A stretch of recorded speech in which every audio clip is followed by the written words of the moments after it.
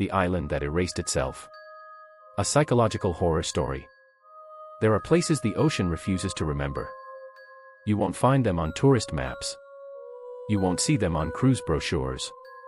And if you search long enough on satellite archives, you might notice something strange, a blur in the Atlantic that appears for 3 years, then vanishes. As if someone highlighted it in existence. Then pressed delete. This is the story of one such island. And the men who learned what it was really built for. Part 1, The Men Who Should Have Stayed Dead. Elias Nord made a living polishing lies. He didn't call them lies, of course. He called them narratives. He wrote speeches for senators. Press statements for CEOs. Damage control for philanthropists with questionable hobbies. If someone powerful needed redemption in 12 paragraphs or less, Elias was their ghost. Then came the arrest. The financier, a man whose wealth seemed to materialize from air, was suddenly everywhere in the headlines. His connections stretched across governments, corporations, academia, royalty. Photographs surfaced. Associations were questioned. Officially, it was ruled a suicide.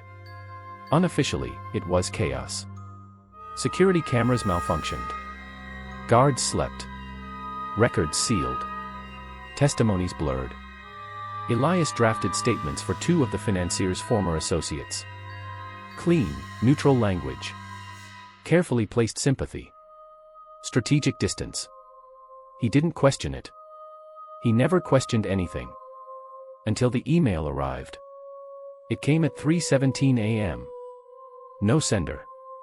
No traceable server. Just one line. You helped bury the truth.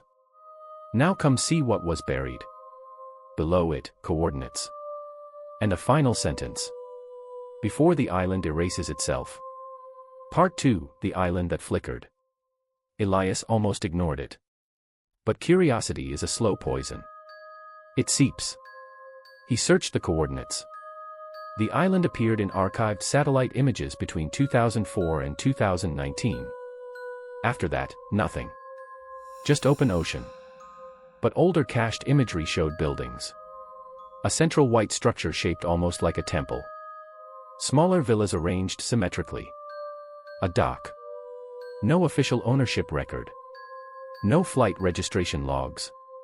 But Elias had seen photos before. In background images. In party shots.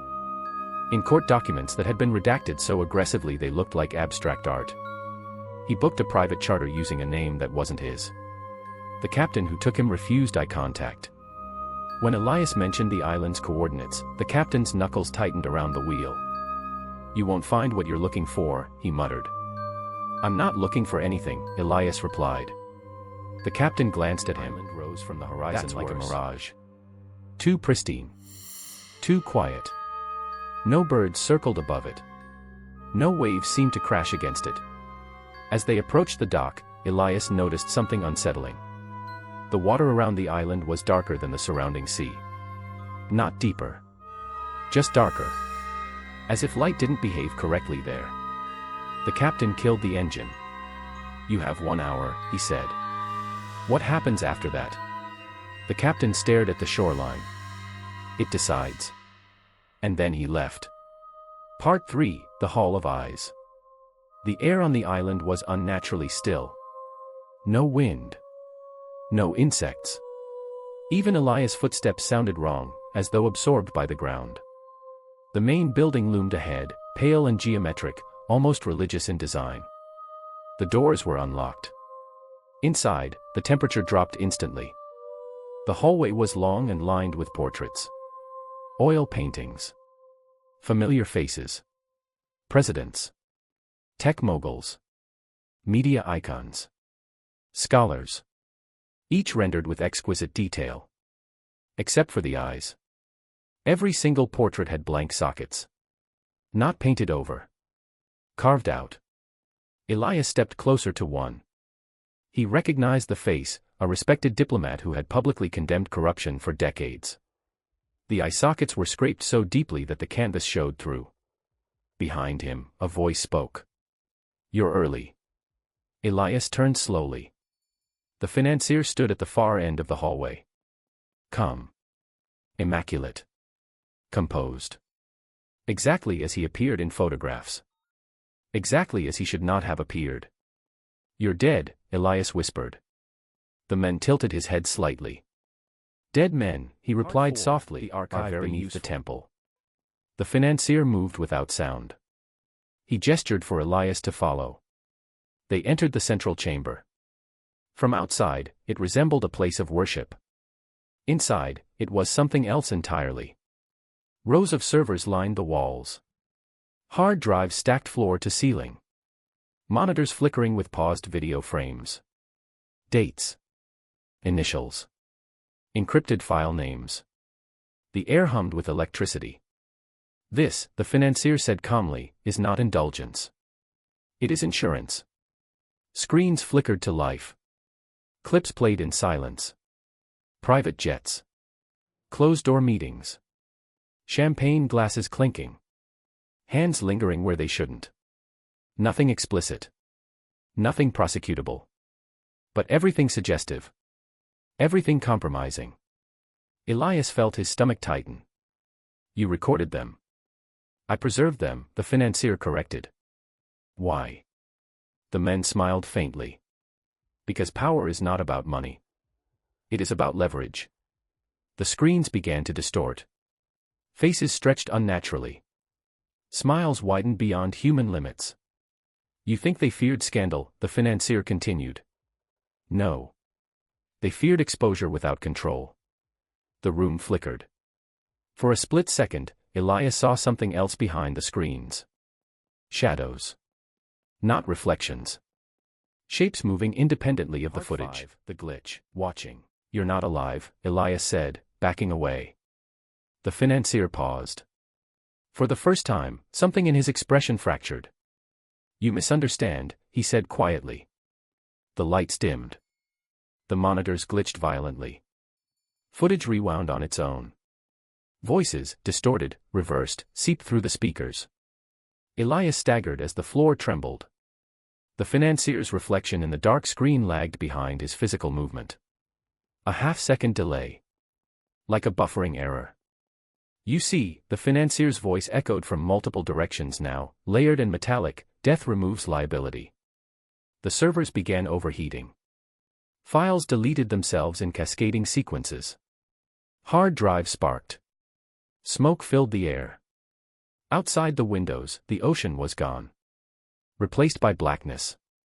Not night. Void. The island wasn't surrounded by water anymore. It was suspended in nothing. The island was never land, the voice whispered. It was storage. The walls cracked. Not from impact. From inside. As if something were pushing outward. The portraits in the hallway began bleeding thick black paint from their empty eye sockets. Part 6, the erasure. Elias ran. He burst through the front doors. The dock was still there. But the boat was gone. The shoreline dissolved slowly at the edges, not crumbling, but pixelating. The island was deleting itself. The financier stood at the entrance behind him. Now flickering violently. His skin distorting in brief flashes, revealing something underneath, not bone, not flesh. Static. "You will write this," the layered voice said. "And they will call it fiction." The ground beneath Elias' feet glitched. Chunks of earth vanished into black. He sprinted toward the dock as it began fragmenting like corrupted data. The void swallowed the trees. The villas folded inward like burning paper. The temple collapsed without debris, simply blinking out of existence. Elias leapt. And fell into darkness. Part 7, the aftermath. He woke up in his apartment in Manhattan. Morning light streamed through the windows. His laptop was open. On the screen, a completed manuscript. The island that erased itself. Every detail. Every room. Every word the financier had spoken. He checked the date. 3 days had passed. His phone buzzed. News alert. Sealed documents in high-profile case destroyed due to unexpected digital corruption. Officials claim no foul play. Elias felt cold. He scrolled further. Another headline. Satellite imaging archives report unexplained data loss over Atlantic region. He opened the coordinates again. Nothing. Told himself it was a stress hallucination. Guilt manifesting. Until he noticed something in his reflection. Behind him, in the dark screen of his turned-off television. A hallway. With portraits. And at the far end. A figure standing still. Watching. When Elias spun around, his apartment was empty. But on his desk sat something new. A small oil painting. Fresh. Still drying. It depicted a man seated at a desk, typing on a laptop. The eyes were carved out. On the back of the canvas, written in neat handwriting. History is edited by survivors. Below it. You are now archived. Epilogue, the island returns. Months later, a fisherman off the coast reported seeing land where no land should be. He described white buildings.